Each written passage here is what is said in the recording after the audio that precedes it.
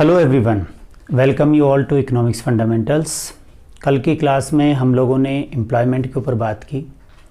Employment, growth, informalisation and other issues.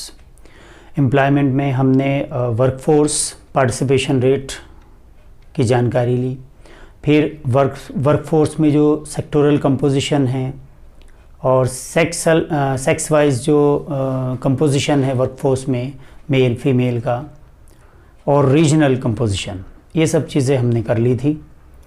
आज इस chapter का जो बचा हुआ पार्ट है क्लास 12th इंडियन इकोनॉमी में, उसको हम डिस्कस कर रहे हैं। So today we are going to discuss about the unemployment और जो गवर्नमेंट के इनिशिएटिव्स हैं for the generation of employment. So सबसे पहले हमें समझना है कि अनएम्प्लॉयमेंट क्या है।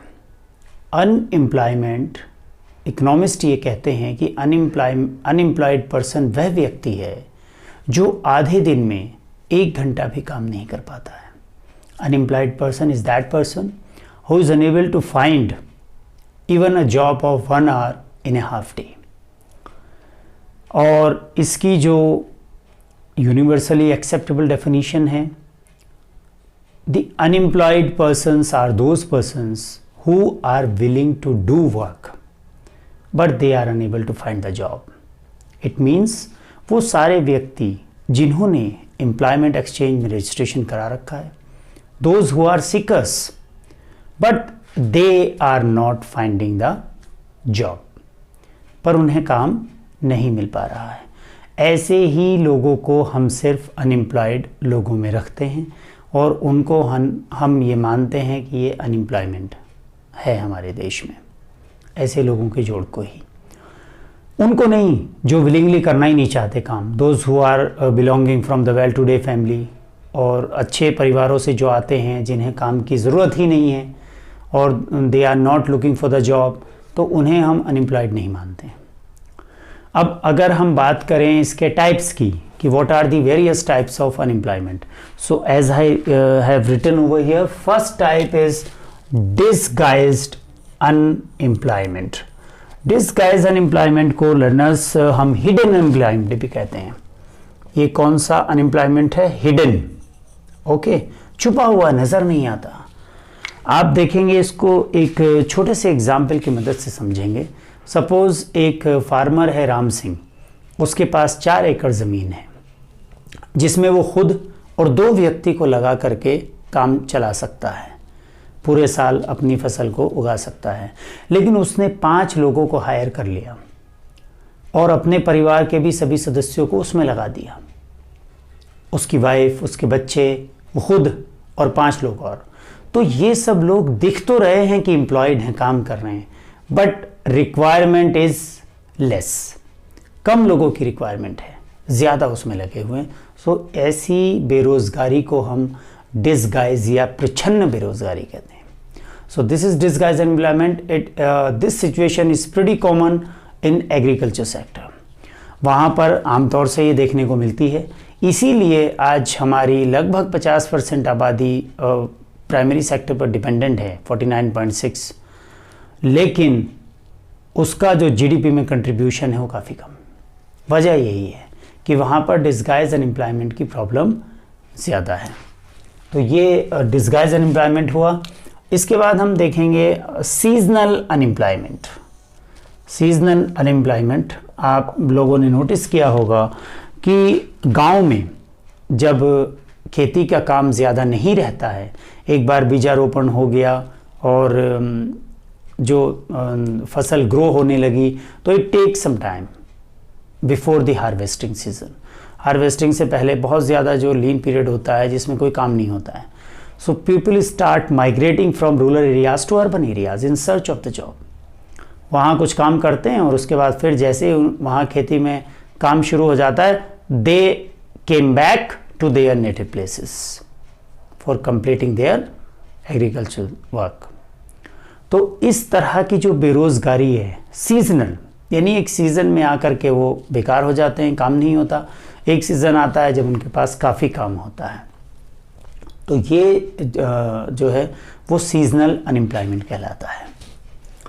बहुत आसान है, पहले भी आप लोगों ने इस पर कुछ ना कुछ चर्चा की है दूसरी क्लासेस में भी। एक है ओपन अनएम्प्लॉयमेंट, जिस तरीके से ये डिस्गाइज जो है वो हिडन था, ओपन अनएम्प्लॉयमेंट है। आप देखेंगे बहुत सारे ऑफिसेस के आगे, फैक्ट्रीज के आगे लोग अपनी बायोडेटा लेकर खड़े होते हैं, बायोडेटा लेकर के फैक्ट्रीज में, ऑफिसेज में पहुंचते हैं। क्यों?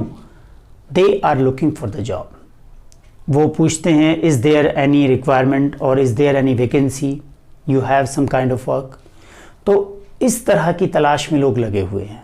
रूरल एरियाज से लोग निकलते हैं, एम्प्लॉयमेंट एक्सचेंज में अपना रजिस्ट्रेशन करवाते हैं कि we are looking for the job. So this kind of unemployment. और आप देखिए हर शहर में एक चौराहा होता है लेबर चौक के नाम से, हम उसे जानते हैं, वहाँ बहुत सारे लोग खड़े होते हैं। They are looking for the people who can hire them और who can provide them even for a single day work. So जिन्हें हम दिहाड़ी मजदूर कहते हैं, द डेली वेज लेबरर्स।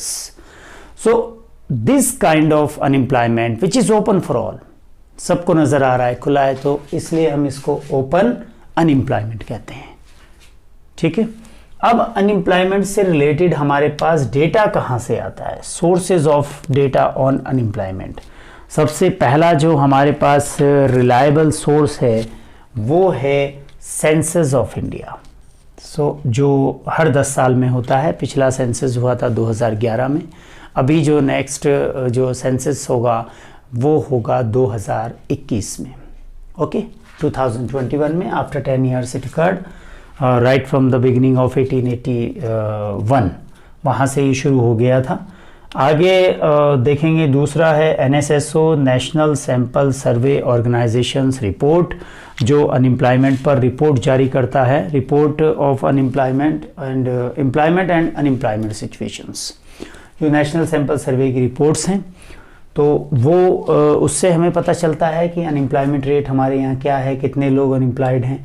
और फिर directorate general of employment and training, जो डायरेक्टरेट जनरल है एम्प्लॉयमेंट एंड ट्रेनिंग के, वहाँ से जो डेटा जारी होता है वहाँ से हमें जानकारी मिलती है। अब कुछ जो इकोनॉमिस्ट हैं इसको क्रिटिसाइज़ करते हैं, जो डेटा हमारे पास आता है उसका क्रिटिसिज्म भी है। ठीक है। अब क्रिटिसिज्म क्या है? देखिए, हमें ये तो पता चल जाता है कि अनएम्प्लॉयमेंट कितना है, लेकिन हमें वेरियस टाइप्स ऑफ अनएम्प्लॉयमेंट के बारे में पता नहीं चलता है कि कितने कहाँ पर अनएम्प्लॉयड हैं। ठीक है। तो इस तरह से इसको जो है क्रिटिसाइज भी किया जाता है। स्कॉलर्स ये मानते हैं कि भारत जैसे देश में एक व्यक्ति लंबे समय तक अनएम्प्लॉयड नहीं रह सकता, क्योंकि उसकी इकोनॉमिक कंडीशन उसे ऐसा करने के लिए अलाउ ही नहीं करती। तो किसी ना किसी तरीके से वो कोई ना कोई काम ज़रूर तलाश लेता है, कई बार अपनी काबिलियत से कम, कई बार डेंजर जोन में काम करने चला जाता है, जहाँ पर डेंजरस स्थिति होती है, ऐसी सिचुएशन होती है जहाँ लाइफ के लिए थ्रेट है, बहुत सारे रिस्की जोन्स हैं। इसीलिए हमारे यहाँ पर जो लेबर लॉज हैं दे आर हाईली कंप्रोमाइज्ड। बहुत सारे लोग कठिन परिस्थितियों में भी काम करने को विवश होते हैं, कर लेते हैं। So now you can pause the video to note these points, then I will tell you the eradication of this situation. So learners, अगर अनएम्प्लॉयमेंट है तो सरकार का उसमें क्या काम है? अनएम्प्लॉयमेंट को दूर करना। तो अब हम इस सेक्शन में यही बात करेंगे कि गवर्नमेंट और जनरेशन ऑफ एम्प्लॉयमेंट, किस तरीके से सरकार जो है वो एम्प्लॉयमेंट जनरेट कर सकती है। Basically there are 3 ways. पहला है direct generation of employment by the government. किस तरह से सरकार डायरेक्टली एम्प्लॉयमेंट जनरेट कर सकती है? बहुत सारे गवर्नमेंट के ऑफिसेज हैं, गवर्नमेंट फैक्ट्रीज, गवर्नमेंट ऑफिसेज, जहां पर सरकार सीधे सीधे एडमिनिस्ट्रेटिव पर्पस से लोगों को भर्ती करती है। सरकार बहुत सारे होटल्स चलाती है, टूरिज़्म चलाती है। ठीक है। तो ऐसी जगहों पर जो सरकारी हैं, ठीक, वहाँ पर सरकार जो है वो जो डायरेक्ट रिक्रूटमेंट है लोगों को वो प्रोवाइड करवाती है। होटल है और आपके स्कूल्स हैं, जितने भी सरकारी डिपार्टमेंट्स हैं या ट्रांसपोर्टेशंस हैं, कम्युनिकेशंस हैं, तो जो गवर्नमेंट है वहाँ पर सरकार सीधे सीधे भर्ती करके लोगों को एम्प्लॉयमेंट प्रोवाइड कराती है। ये हुआ डायरेक्ट जनरेशन ऑफ एम्प्लॉयमेंट। दूसरा है indirect generation of employment. So indirectly कैसे जनरेट करेगी? सपोज कोई पब्लिक सेक्टर एंटरप्राइजेज है, कोई पब्लिक सेक्टर की बड़ी कंपनी, मान लीजिए steel authority of India limited है, जहां से बहुत सारे प्राइवेट एंटरप्राइजेस को रॉ मटेरियल प्रोवाइड होता है। तो अगर वहां पर आउटपुट बढ़ गया, एक पब्लिक सेक्टर अंडरटेकिंग में अगर आउटपुट बढ़ेगा तो उस पर डिपेंडेंट जितनी भी प्राइवेट एंटरप्राइजेस होंगे उनका भी बिजनेस बढ़ेगा। उनका बिजनेस बढ़ेगा तो वहां एम्प्लॉयमेंट भी जनरेशन होगा। तो ये इनडायरेक्ट जनरेशन ऑफ एम्प्लॉयमेंट हो गया। सपोज एक स्टील कंपनी है जिससे बहुत सारी प्राइवेट कंपनीज हैं, वो स्टील लेते हैं एज रॉ मटेरियल। तो वहाँ से जब स्टील का प्रोडक्शन बढ़ा, उधर भी एम्प्लॉयमेंट बढ़ा पब्लिक सेक्टर में भी।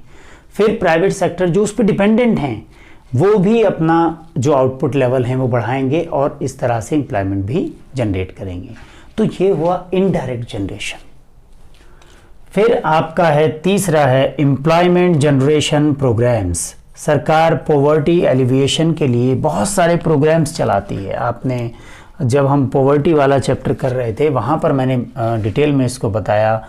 फॉर एग्ज़ाम्पल हम इसमें देखते हैं, एग्जाम्पल में REGP, rural employment generation programme, rural employment generation programme. ठीक है, इसमें आपका है PMRY, प्राइम मिनिस्टर रोजगार योजना, प्राइम मिनिस्टर रोजगार योजना। इन सब के बारे में हम डिटेल में पढ़ चुके हैं पॉवर्टी एलिविएशन प्रोग्राम्स में। सो उस वीडियो से आप दोबारा देख सकते हैं। इसके अलावा स्वर्ण जयंती शहरी रोजगार योजना भी है, SJSRY, स्वर्ण जयंती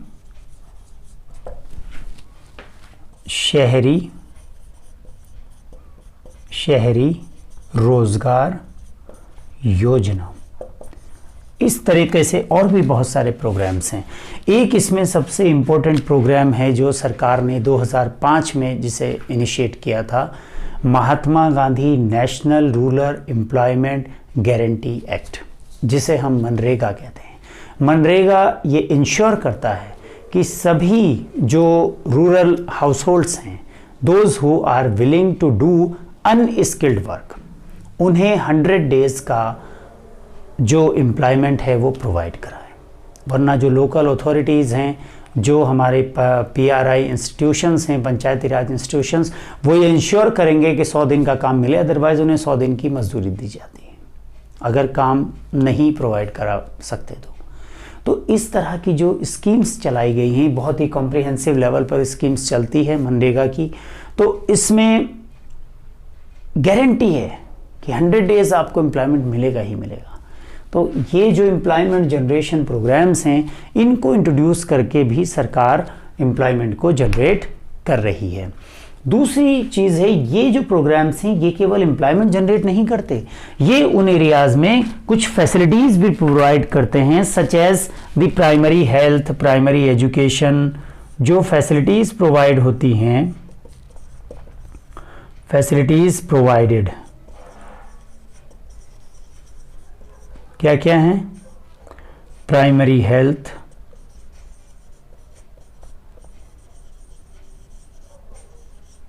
primary education,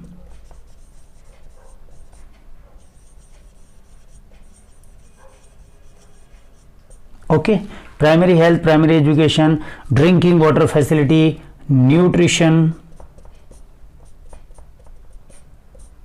drinking water,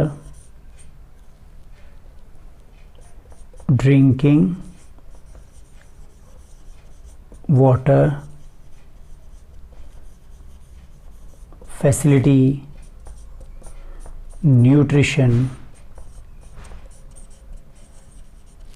okay, or laying of rural roads,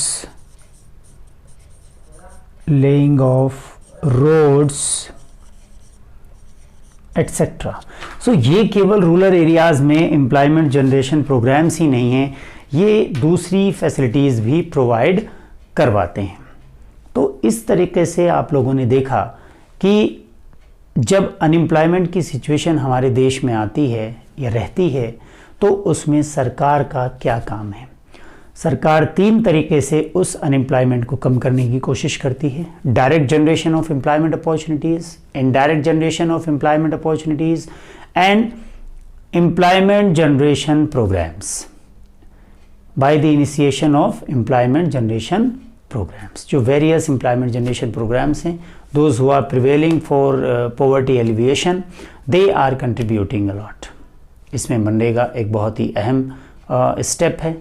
So this is what the employment and the problem of unemployment is all about.